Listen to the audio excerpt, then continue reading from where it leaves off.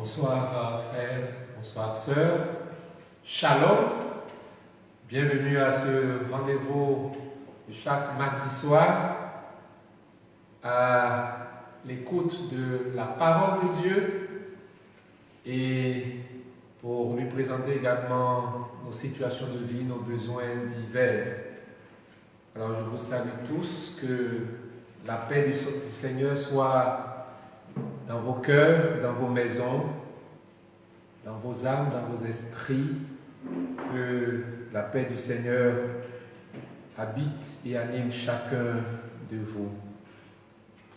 Nous allons commencer bien entendu par la prière, nous mettre dans la présence du Seigneur, lui le Dieu infiniment grand, infiniment bon, le Dieu d'amour et de miséricorde.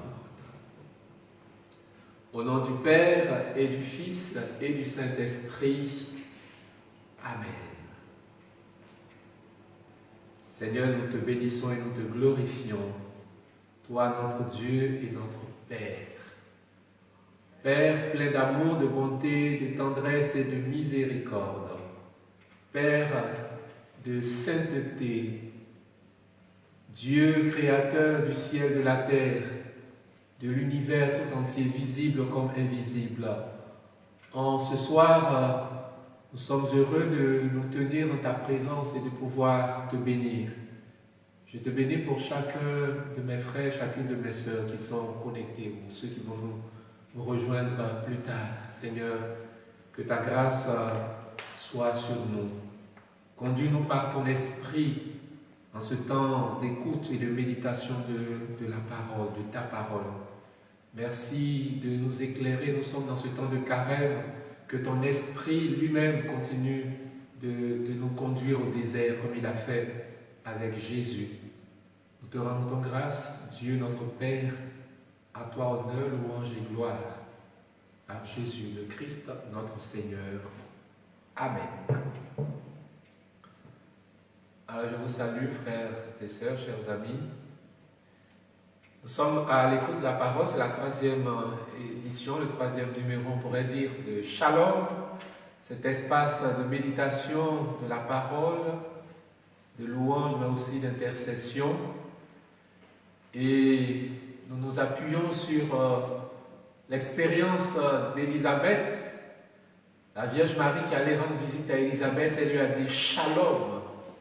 Et dès que le Shalom, la salutation de Marie, a retenti dans les oreilles d'Élisabeth, alors on nous dit que l'enfant qu'elle portait, Jean, a tressailli d'allégresse et l'Esprit Saint est descendu sur Élisabeth. Elle a reçu la visite de Marie et en même temps la visite également de l'Esprit Saint. Alors qu'à chaque édition de Shalom, chaque mardi soir, que le Shalom de la Vierge Marie retentisse au plus profond de nos cœurs.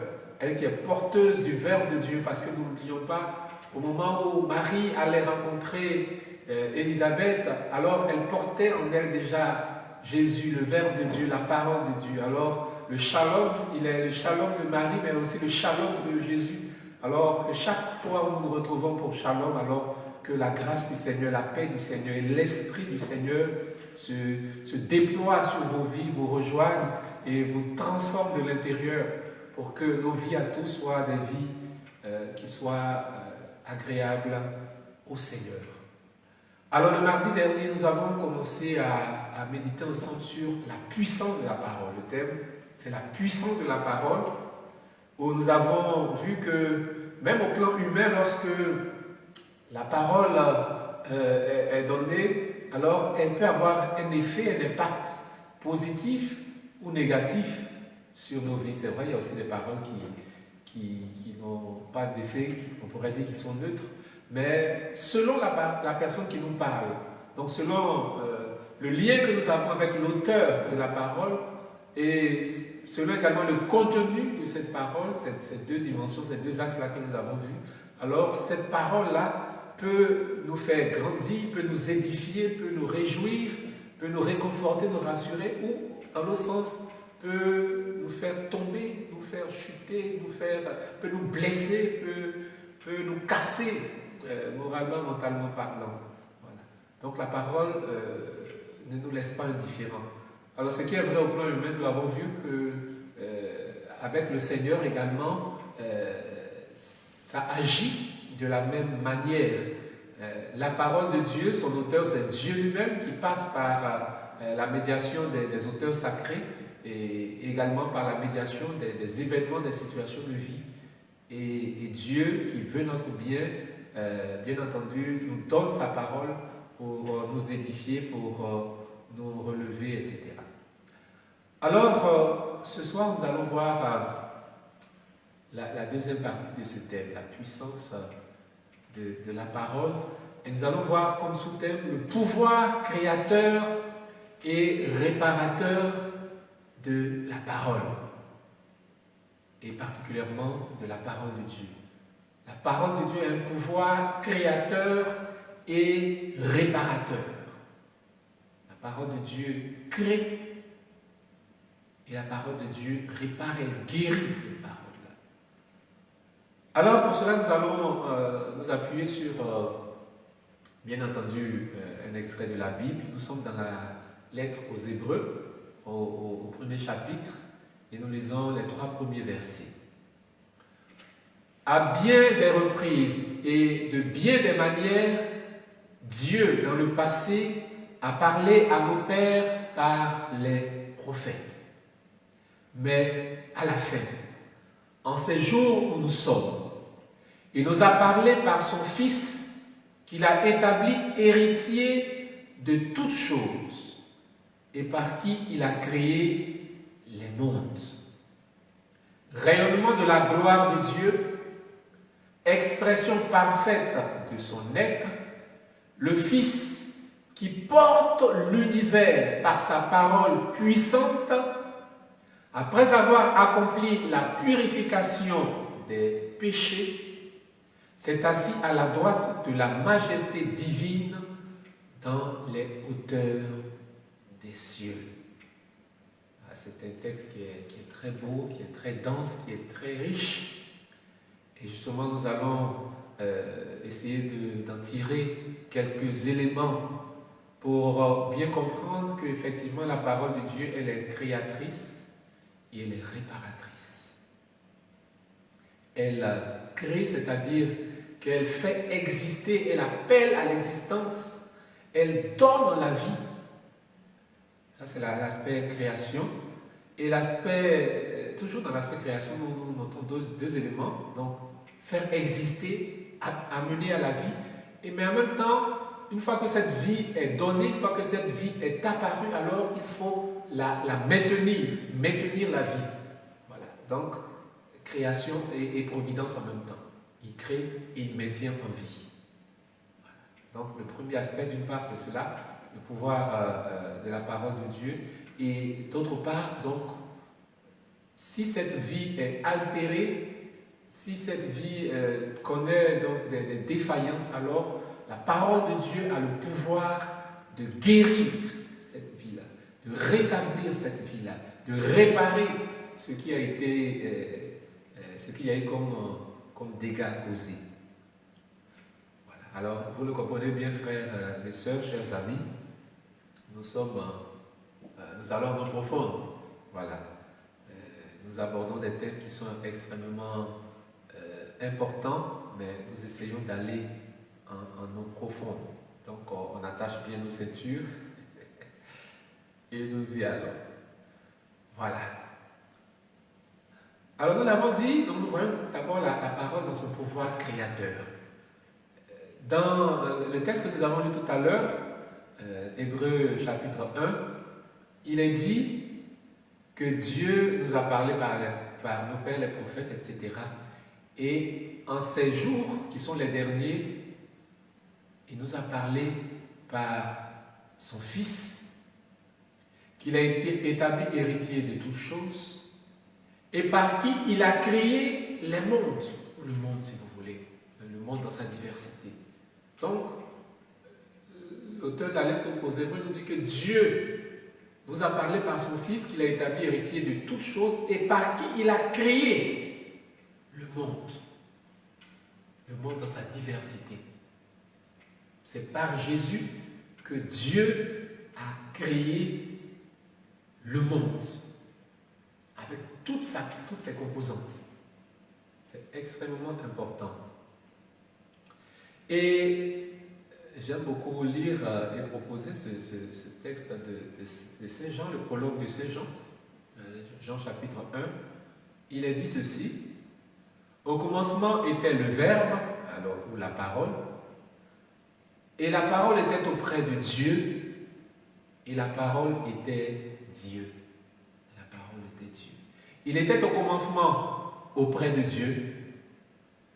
C'est par lui que tout est venu à l'existence. C'est par elle, du moins, si on dit parole, c'est par elle que tout est venu à l'existence.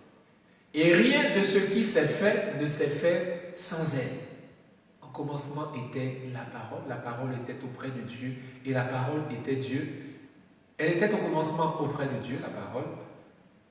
C'est par elle que tout est venu à l'existence, et rien de ce qui s'est fait ne s'est fait sans elle, sans la parole. Ici on dit le verbe, sans le verbe. Donc la parole, le verbe, la parole, le même chapitre 1, le verset 14 va dire, et le verbe s'est fait chair, la parole s'est faite chair. Il s'agit de Jésus, le Fils de Dieu. Donc il est clair, on nous dit c'est par la parole, et donc par Jésus, Verbe de Dieu, parole de Dieu, que tout est venu à l'existence. Tout est venu à l'existence par Jésus. Et rien de ce qui s'est fait ne s'est fait sans lui. Jésus, parole de Dieu. Rien de ce qui s'est fait, rien de ce qui existe ne s'est fait sans lui, sans le Verbe, sans la parole, sans Jésus. Moi qui vous parle, si j'existe, alors en m'appuyant sur ces deux passages, la lettre aux Hébreux et l'évangile de Jean, si j'existe, c'est par Jésus que je suis venu à l'existence. Vous qui m'écoutez, si vous existez, c'est par Jésus que vous êtes venu à l'existence. Tout ce qu'il y a autour de nous, dans l'univers, notre planète Terre et toutes les autres planètes, aujourd'hui on parle beaucoup de Mars, etc. Mais tout ce qui existe, tout ce qui a été déjà exploré ou pas encore, tout ce qui existe, que ce soit visible à l'œil nu ou pas visible à l'œil nu, que ce soit dans le monde visible comme dans le monde invisible, le monde physique, matériel comme dans le monde spirituel, tout ce qui existe doit son existence à Dieu et par le pouvoir de la parole, du Verbe, qui n'est nul autre que Jésus lui-même. Donc, l'existence et la création tout entière est le fruit de la parole. Alors, le livre de la Genèse va bien préciser cela. Nous allons dans la Genèse, donc au chapitre 1er, nous allons juste citer quelques versets. Déjà, le verset 3, on nous dit, Dieu dit que la lumière soit, et la lumière fut. Dieu dit que la lumière soit. Donc Dieu parle, Dieu fait une affirmation, Dieu fait une déclaration, mais une déclaration qui a un effet, qui a une efficacité. Donc la parole prononcée par Dieu a une efficacité créatrice. Dieu dit que la lumière soit, et la lumière fut. Le verset 9, Dieu dit que les eaux qui sont sous le ciel s'amassent en une seule masse et qu'apparaisse le continent. Et il en fut ainsi. Et il en fut ainsi. Le verset 24, que la terre produise des êtres vivants selon leur espèce, bestiaux, bestioles, bêtes sauvages selon leur espèce. Et il en fut ainsi. Le verset 26, pour finir cette citation de la Genèse, Dieu dit, faisons l'homme à notre image, comme notre ressemblance, et qu'il domine sur les poissons de la mer, les oiseaux du ciel, les bestiaux et toutes les bêtes sauvages et toutes les bestioles qui rampent. Et Dieu créa l'homme à son image, à l'image de Dieu. Il le créa, homme et femme, il les créa. Dieu dit, et il en fut ainsi. Donc il est clair que c'est par le pouvoir de sa parole que Dieu crée, que Dieu agit, que Dieu appelle toutes choses à l'existence. C'est très important. On n'a pas dit que Dieu a pris, enfin Dieu a fait c'est vrai, pour l'homme il a pris la poussière, on pourrait dire, etc. Mais c'est par le pouvoir de sa parole principalement que Dieu appelle les choses à l'existence. C'est très important. Alors on reprend toujours l'exemple de la parole humaine et qui peut agir sur une vie. Mais Dieu qui est le créateur de tout, alors a une parole donc, qui a un effet, une efficacité importante. Une fois que Dieu appelle les choses à l'existence, il ne les laisse pas mourir. Lorsque Dieu donne la vie, il ne la laisse pas mourir. Alors, dans la lettre aux Hébreux qu'on a entendue tout à l'heure, on nous dit que le Fils, on parle du Fils qui porte l'univers par sa parole puissante. Le Fils, donc Jésus, qui porte l'univers par sa parole puissante, après avoir accompli la purification des péchés, s'est assis à la droite de la majesté divine dans les hauteurs des cieux. Voilà, c'est le verset 3 de Hébreux 1, verset 3. Donc le Fils, le Christ, qui porte l'univers par sa parole. Donc la parole que Jésus donne permet à l'univers de se maintenir. Il porte l'univers par sa parole puissante, ou on pourrait dire aussi par la puissance de sa parole. Alors, tout cela peut nous paraître peut-être théorique ou un peu en l'air, mais ce sont des choses très concrètes et très pratiques. Il suffit pour cela de regarder un peu la vie de Jésus et son ministère pour le comprendre. Et l'une des conséquences de cela, puisque tout à l'heure nous allons passer à la prière, on l'a dit, tout ce qu'on voit comme thème, c'est pour que cela ait une application immédiate dans notre vie. Pas dans 1 mois, pas dans 12 mois, pas dans 10 ans, mais aujourd'hui même. Tu as besoin de percevoir que la parole de Dieu, la puissance de la parole de Dieu appelle les choses à l'existence, y compris dans ta vie, et que cette parole-là produit, du moins maintient cette vie-là, que cette parole de Dieu-là est providentielle dans le sens de l'apport qui va nous permettre donc de demeurer donc, dans la grâce, on pourrait dire, demeurer en vie, mais demeurer dans la grâce du Seigneur, sur le chemin du Seigneur. Et du coup, comme conséquence, si la parole de Dieu est aussi efficace et aussi puissante, et sachant que lorsque, par exemple, je prends une application très concrète de tout ce que nous venons de dire, la prière. Dans la prière, et notamment la prière vocale, nous parlons. Mais ça veut dire que si la parole qui vient de Dieu, qui sort de la bouche de Dieu, est efficace, est aussi efficace que ça, lorsque je prie au moyen de la parole de Dieu, alors cette parole-là va produire les mêmes effets créateurs, réparateurs.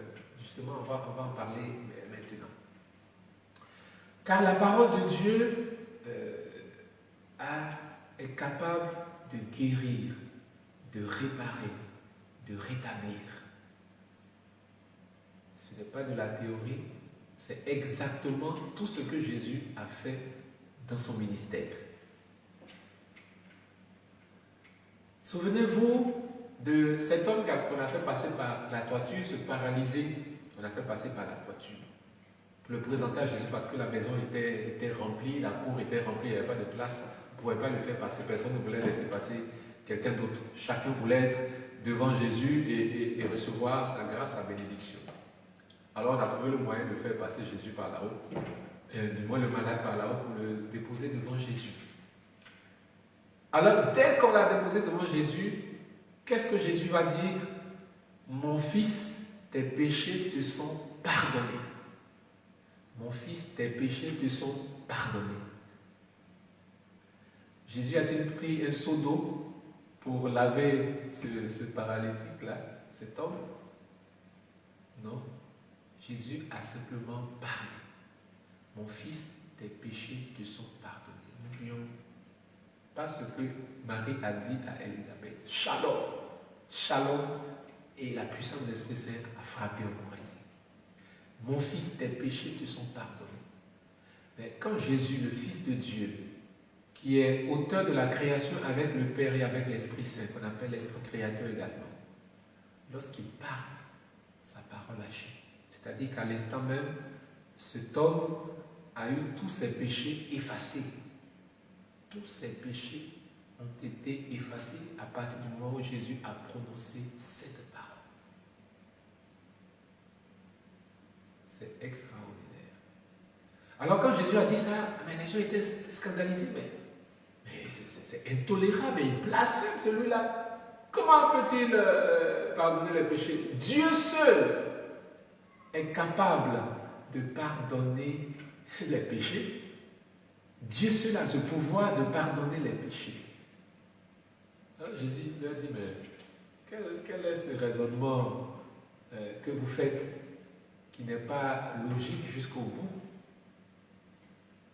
Eh bien, mes chers amis, pour que vous sachiez que le Fils de l'homme a le pouvoir de pardonner les péchés, a le pouvoir de prononcer une parole qui agit avec efficacité, y compris dans le domaine du péché, du salut.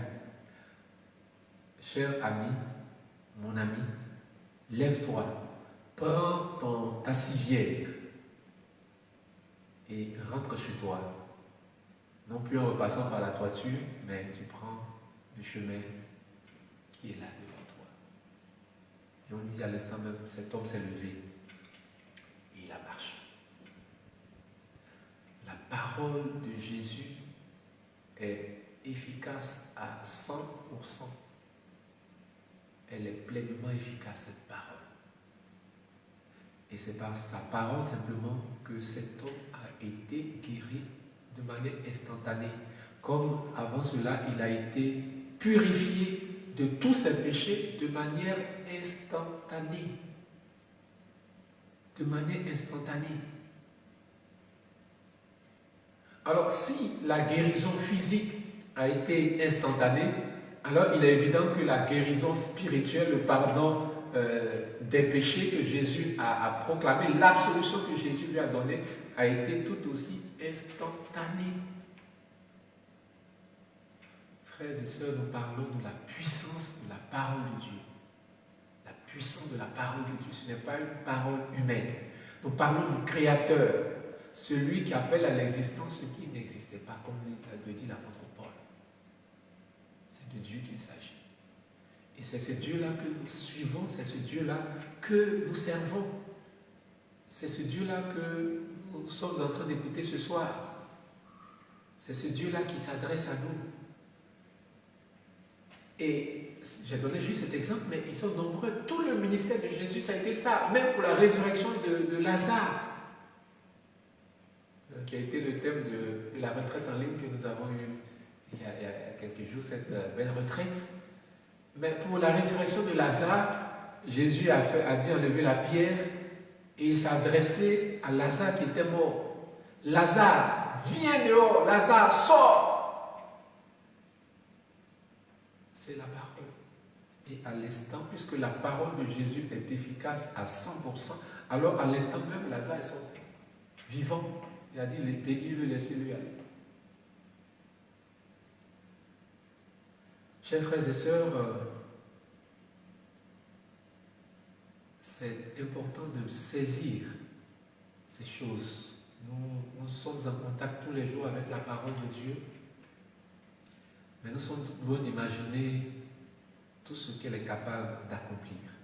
Et ce qui est intéressant, parce qu'on pourrait dire, mais ça c'est Jésus qui a dit tout cela, et comme on l'a dit la semaine dernière, l'auteur de la parole et son contenu vont déterminer son impact, son efficacité. Donc on pourrait dire, mais c'est Jésus, c'est pour cela que ça marche. Mais Jésus a dit à ses apôtres et à l'ensemble des disciples, à ses apôtres d'abord, recevez le Saint-Esprit. Sur le point du pardon des péchés.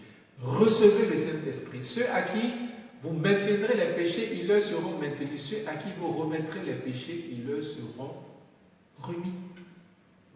Jésus donnait ainsi le pouvoir d'absoudre les péchés à ses apôtres et à leurs successeurs et à leurs collaborateurs que sont les évêques et les prêtres.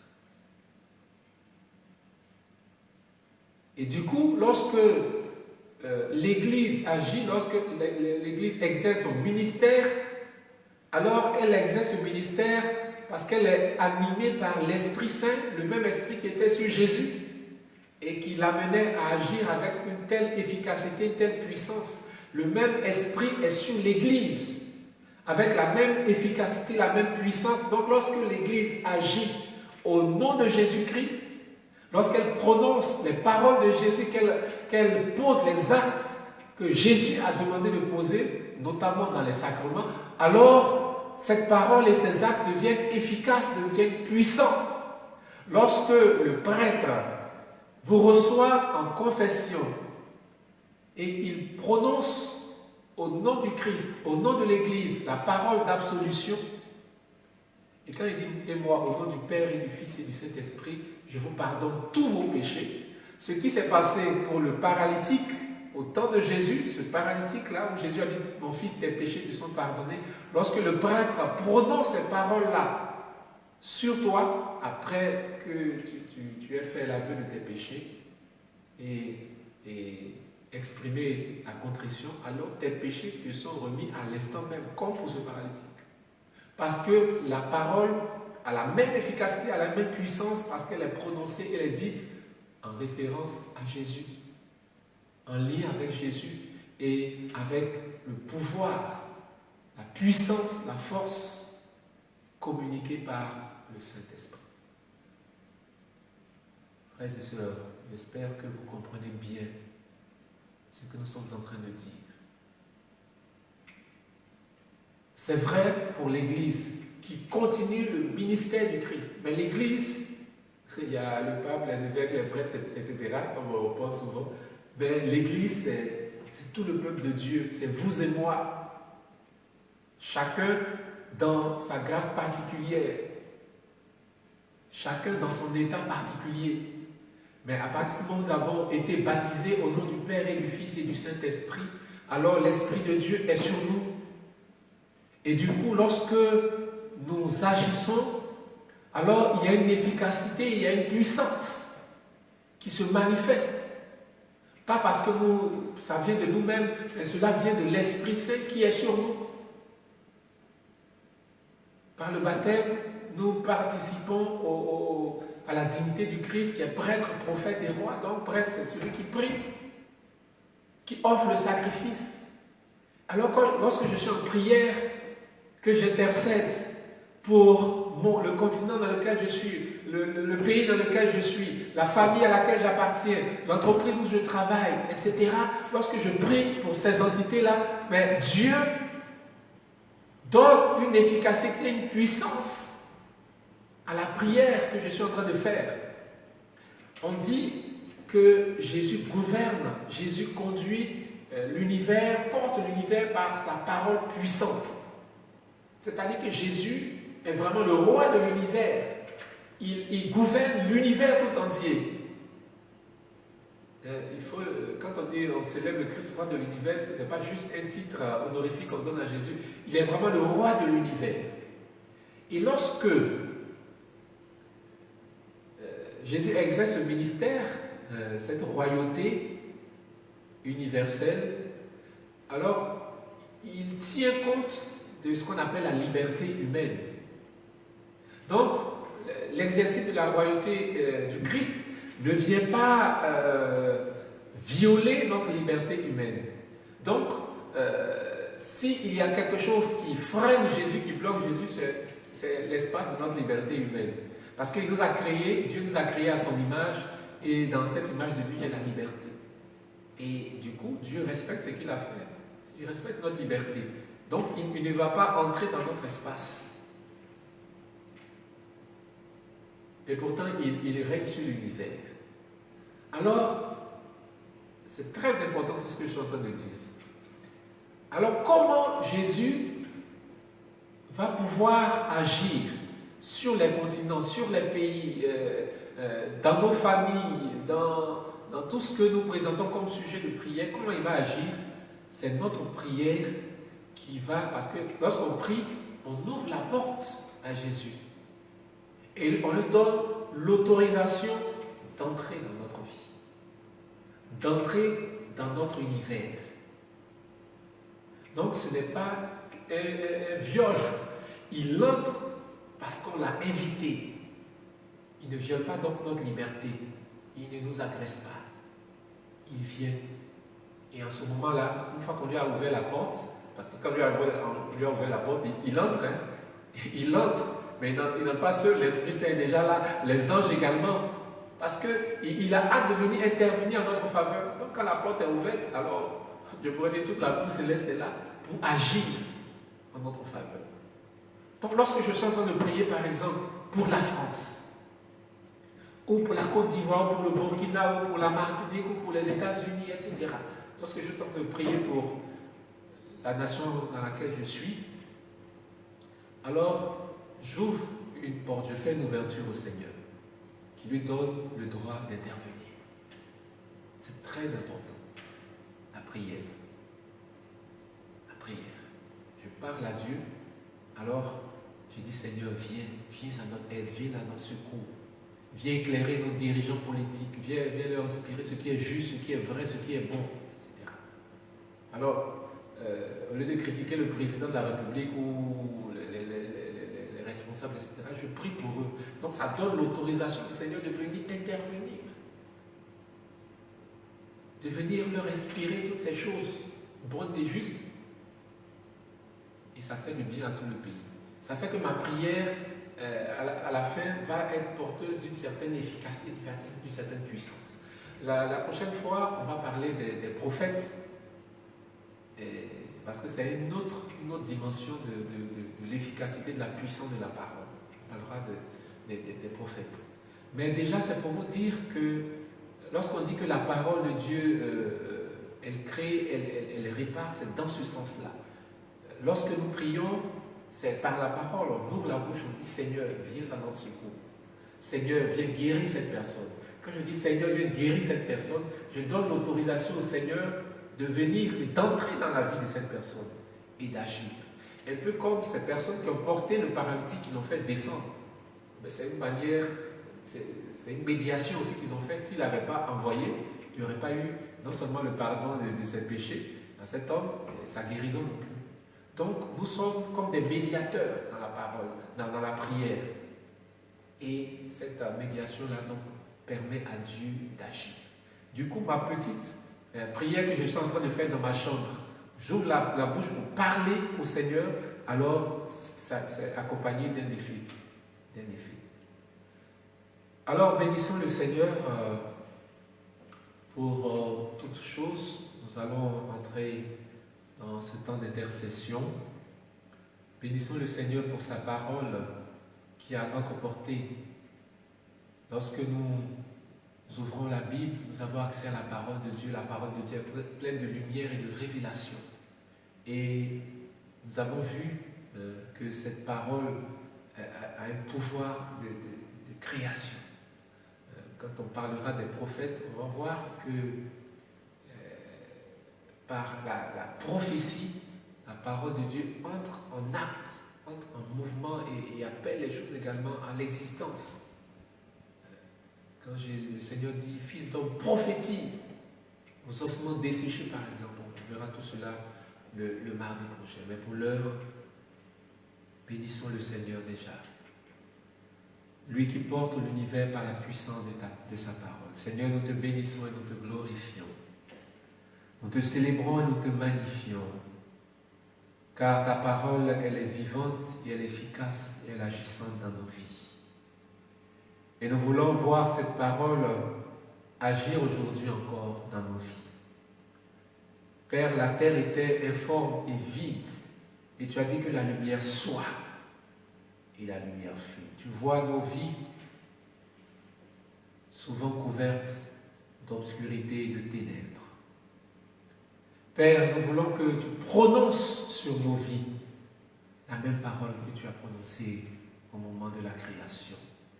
Seigneur, que la lumière soit dans nos vies, que la lumière soit dans la vie de tes enfants, que ceux qui sont couverts, Seigneur, par l'ombre de la mort, Seigneur, que ta lumière ait pris sur leur vie et chasse cette ombre de mort. Que ceux qui sont dans les lieux, leur vie est comme un lieu aride, desséché, plus rien ne fonctionne, plus rien ne marche, il n'y a plus la joie de la vie. Seigneur, prononce sur eux ces mêmes paroles que tu as prononcées au moment de la création, que tu as dit que les eaux qui sont sous le ciel s'amassent. Tu as dit également que la terre produise des êtres vivants, etc. Seigneur, viens opérer ton œuvre de restauration dans nos vies. Que là où nous avons des besoins, Seigneur, que tu nous combles à ce niveau-là. Que tu suscites ce qui manque à nos vies. Ce qui fait défaut, Seigneur, dans nos vies. Merci de nous accorder tout cela. Merci de visiter tes enfants, Seigneur. Merci de toucher chacun de tes enfants, Seigneur. Ta parole pourvoit à tous nos besoins. Ta parole est providence, Seigneur. Que cette providence se manifeste pour tes enfants. Elle nous répare, elle nous guérit, Seigneur. Que ta parole nous restaure. Que ta parole nous guérisse. Que ta parole nous relève. Seigneur, ce paralytique était doublement malade, doublement affecté, doublement atteint. Seigneur, tu as dit, mon fils, tes péchés te sont pardonnés. Seigneur, regarde tes enfants que nous sommes. La boue du péché, Seigneur, est sur nous. La grâce du péché est sur nous. Nous sommes comme des poubelles. Seigneur, nous ne sommes pas propres spirituellement. Prenons sur nous ces mêmes paroles. Donne-nous la force, Seigneur, d'aller à la confession et de recevoir ton pardon, ta miséricorde. Seigneur, vois tous les fardeaux de nos péchés qui se sont accumulés sur nos vies, Seigneur. Seigneur, merci de nous décharger de ces fardeaux. Merci de nous décharger de ces fardeaux. Manifeste ta miséricorde à tes enfants. Tu as dit, tu ne veux pas la mort du pécheur, mais tu veux qu'il se convertisse. Seigneur, merci d'accorder la grâce de la conversion à tes enfants. Seigneur, que nos cœurs soient touchés par ta parole. Que nos cœurs, Seigneur, soient séduits par ta parole. Que nos cœurs, Seigneur, soient attirés par ton amour. Que nos cœurs, Seigneur, s'inclinent devant ta sainteté. Que nos cœurs abdiquent, Seigneur, devant ta bonté et ta miséricorde. Oui, Seigneur, agis en nos vies par la puissance de ta parole. Ta parole qui nous dit que tu nous aimes. Ta parole d'amour, ta parole de tendresse, ta parole de miséricorde. Seigneur, quand tu as présenté cette femme qui a commis l'adultère, Tu lui as dit, femme, moi non plus je ne te condamne pas, mais va et désormais ne pêche plus. Oui Seigneur, tu manifestes ta tendresse et ta miséricorde.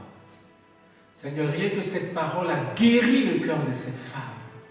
Moi non plus je ne te condamne pas. Seigneur, parfois nous nous sentons bons pour l'enfer, tant nous avons gravement péché contre toi. Mais de t'entendre dire, moi non plus je ne te condamne pas, Seigneur, cela fait du bien. Seigneur, manifeste ta miséricorde à tes enfants qui prient actuellement même ou qui vont nous prendre plus tard. Que la puissance de ta miséricorde, Seigneur, libère leur cœur. Que tous ceux qui s'accusaient sans arrêt pour certains péchés qui ont été commis, péchés graves, qui s'en veulent la mort, Seigneur. Seigneur, qu'ils puissent t'entendre dire, moi non plus je ne te condamne pas.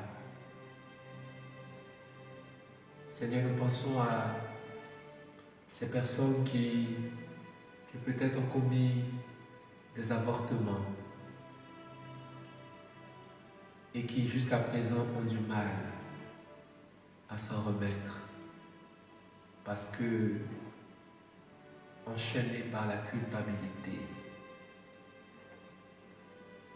Père, déverse le flot de ta miséricorde sur eux.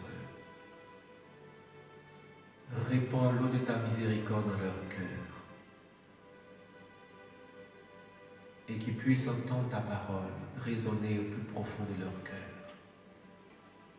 Je ne te condamne pas. Seigneur, merci pour ton amour et ta tendresse. Cet amour et cette tendresse qui, à eux seuls, ont le pouvoir de relever, de guérir. Seigneur Jésus, tu as guéri ce paralysé en prononçant juste une parole. Seigneur, prononce une parole sur nos vies. Parole de guérison, parole qui rassure. Seigneur, je te prie particulièrement pour cette personne mariée qui te confie son foyer, son couple. Seigneur, dis seulement une parole parce que ce couple est en difficulté, en grande difficulté. En grande difficulté, Seigneur. Tu as le pouvoir de restaurer, le pouvoir de rétablir, le pouvoir de guérir, Seigneur. Seigneur, restaure leur amour commun. Rétablis-les, Seigneur, dans l'amour de leur jeunesse. Que les écailles tombent de leurs yeux et qu'ils se redécouvrent comme au premier jour de leur rencontre. Que cet amour, Seigneur, soit de plus en plus intense, de plus en plus fort et puissant, et qu'ils puissent, Seigneur, se retrouver. Seigneur, merci d'entendre le cri du cœur de tous tes enfants qui te prient actuellement. Seigneur, merci de rejoindre chacun et chacune. De rejoindre chacun et chacune, ceux qui te présentent leur situation professionnelle, Seigneur, en difficulté au niveau professionnel, ou qui demandent une bénédiction, qui demandent, Seigneur, une promotion ou réussir au niveau professionnel. Seigneur, merci de prononcer ta parole, Seigneur, qui fait fructifier, ta parole qui fait grandir. Seigneur, lorsque tu étais avec cette foule qui avait faim, il n'y avait rien à manger, il y avait juste 5 pains et 2 poissons, tu as pris le pain et les poissons, tu as simplement rendu grâce.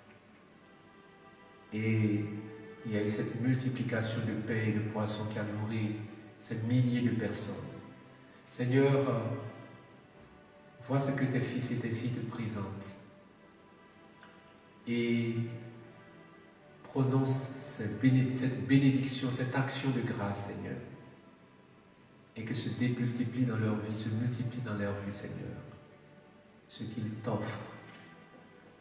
Seigneur, nous te disons merci de visiter, de guérir les malades que nous te présentons. Merci de soulager tes enfants, quelle que soit la maladie qu'ils ont, qu'ils portent. Merci de les relever, de les guérir, que ta puissance agisse en eux. Merci, ô Seigneur, pour tout ce que tu fais pour tes enfants. Nous te rendons grâce, nous te bénissons, nous te louons. Toi qui es le même hier, aujourd'hui, éternellement. Toi qui es le chemin, la vérité et la vie. Toi, Jésus, qui est le Verbe de Dieu, la parole vivante et efficace du Seigneur. À toi, honneur et gloire, éternellement. Amen. Amen. Frères et sœurs, nous rendons grâce au Seigneur. Nous sommes au terme de ce 3e numéro de Shalom. Merci pour votre fidélité. Le mardi prochain, à la même heure, nous allons aborder la 3e partie du thème la puissance de la parole. Nous aurons au total 4 séances sur la puissance de la parole. Nous avons fait 2. Alors la prochaine fois, ça sera porté sur les porteurs de la parole de Dieu, ceux qui portent la parole de Dieu, notamment les prophètes. Nous verrons donc ce thème le mardi prochain à 21h. Alors n'hésitez pas, comme beaucoup le font déjà, à inviter d'autres personnes à vivre ce temps qui ne peut que vous faire du bien. Que la prière de la Vierge Marie s'élève vers le Seigneur en notre faveur. Et nous la saluons en disant: Je vous salue Marie, pleine de grâce, le Seigneur est avec vous. Vous êtes bénie entre toutes les femmes, et Jésus, le fruit de vos entrailles, est béni. Sainte Marie, Mère de Dieu, priez pour nous pauvres pécheurs, maintenant et à l'heure de notre mort. Amen. Alors, nous avons rendez-vous le samedi prochain à 9h30, de 9h30 à 13h. Pour ceux qui peuvent venir à la collégiale Notre-Dame des Anges de l'Île-sur-la-Sorgue, donc vous serez les bienvenus. Nous aurons un temps fort à l'Esprit Saint le samedi prochain, 6 mars, de 9h30 jusqu'à 13h. Tout sera consacré au Saint-Esprit. Louange au Saint-Esprit, chapelet du Saint-Esprit, enseignement sur l'Esprit Saint, témoignage sur l'Esprit Saint, messe votive à l'Esprit Saint. Donc ça sera un temps fort au cœur de ce temps de carême, parce que c'est l'Esprit Saint qui a conduit Jésus au désert. Donc nous voulons vivre un temps fort avec l'Esprit Saint. Le samedi prochain, vous pourrez aussi le suivre en direct de 9h30 à 13h. Voilà, là aussi il faut inviter tous ceux que vous voulez inviter qui pourront en avoir besoin.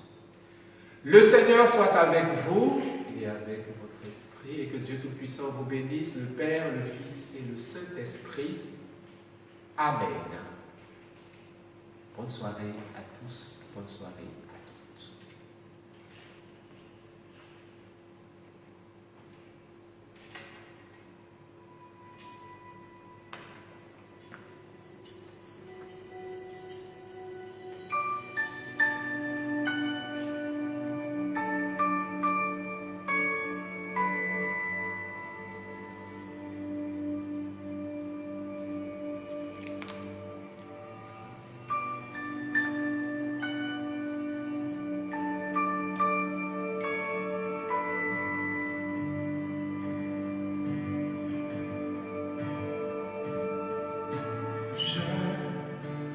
Donne mon cœur,